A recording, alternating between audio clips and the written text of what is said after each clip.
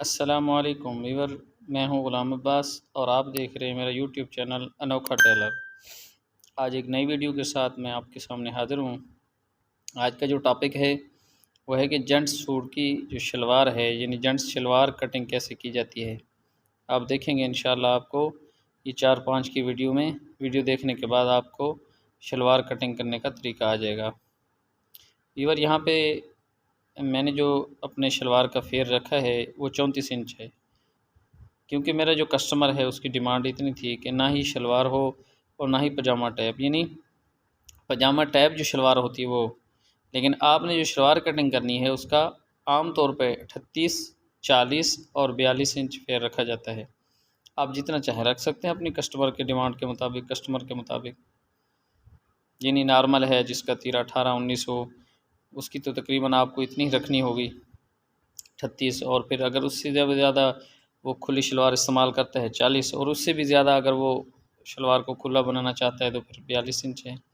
تو اس کے بعد آپ نے کیا کرنا ہے، جو کپڑا ہے یہ، چونکہ میرا یہ جو کپڑا ہے یہ کاٹن کا ہے، تو میں نے اس کو شاور لگا کر صحیح طریقے سے استری کرنا ہے۔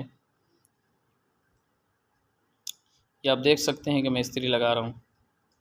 اچھا ویور، یہ میں کورس کروانے جا رہا ہوں۔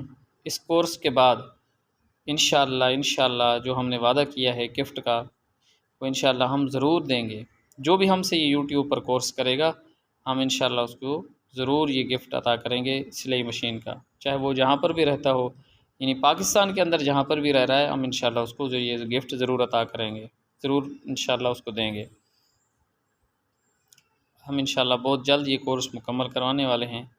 اب یہ دیکھیں ویور، آپ نے اس طریقے سے استری لگا کر پھر اس کو ڈبل کر لینا ہے، کپڑے کو آپ نے ڈبل کر کے پھر اس کو استری لگا دینی ہے۔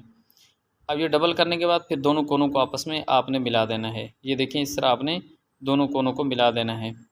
یہ دونوں کونوں کو ملانے کے بعد اب آپ نے کیا کرنا ہے، یہ جو بند سائڈ ہوتی ہے، یعنی شلوار کی ایک سائڈ بند ہوتی ہے، یعنی دونوں کونوں کو ملایا، ایک سائڈ ہماری بند ہے اور ایک سائڈ ہماری ایک طرف ہمارا کپڑا کھلا ہے۔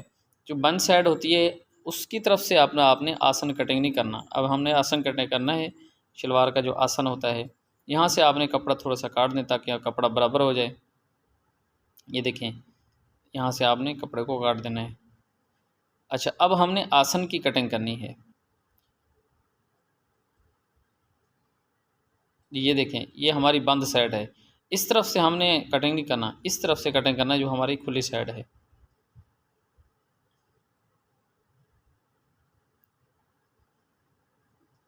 اب آسن کٹنگ نہیں، آسن ہمارا ہے تقریباً یہ 17 انچ ہم نے اس کا آسن رکھا۔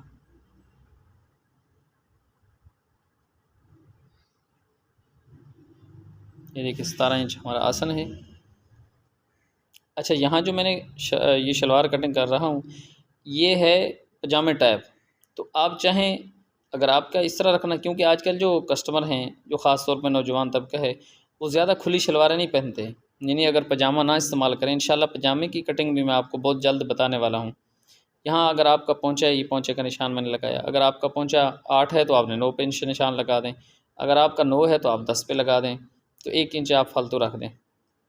اچھا، یہاں سے میں تھوڑا سا ریپ کے اندر کٹائی کر رہا ہوں، آپ چاہیں تو سیدھا بھی کٹنگ کر سکتے ہیں۔ اگر آپ شلوار، آپ کا جو کسٹمر ہے وہ شلوار ہی استعمال کرنا چاہتا ہے کھلی شلوار، تو آپ نے کیا کرنا ہے، یہاں سے سیدھا کٹنگ کرنا ہے۔ یہ تھوڑا سا پجامے ٹائپ تھا اس لیے میں نے اس کی ایسی کٹنگ کی ہے، آپ دیکھ رہے ہیں۔ یہ ہماری آج کی جو شلوار کی کٹنگ ہے یہ مکمل ہونے والی ہے۔ اچھا، میرا جو کسٹمر ہے اس کی شلوار ہے 38 انچ۔ اب ہم نے اس میں سے 5 انچ زیادہ رکھنا ہے، کیونکہ ہم پونچے اندر سے ہی نکالتے ہیں، یعنی ہمیں الگ کپڑا نہیں لگاتے۔ اگر کپڑا کم ہو تو پھر ہم بھی ایسے کرتے ہیں، لیکن زیادہ تر جو ہمارا طریقہ کار ہے وہ یہی ہے کہ ہم پونچے اندر سے رکھنے کی کوشش، اندر سے ہی نکالنے کی کوشش کرتے ہیں۔ 38 انچ ہے، 38 میں سے 5 انچ زیادہ رکھے تو یہ 43 انچ بنتا ہے، تو ہم نے اس کو مکمل شلوار کو 43 انچ رکھا۔ یہ دیکھیں اب آپ نے اس کے اوپر نشان لگا دینے ہیں جتنا پونچا اور جتنا آپ کی شلوار ہو۔ 38 ہے، 38 بٹا یعنی 6.5 میرا پونچا ہے 13۔ اب شلوار کی کٹنگ مکمل ہو گئی۔ اپنے دوست غلام عباس کو دیجیے اجازت، مجھے اپنی دعاؤں میں یاد رکھیے گا۔ السلام علیکم ورحمۃ اللہ وبرکاتہ۔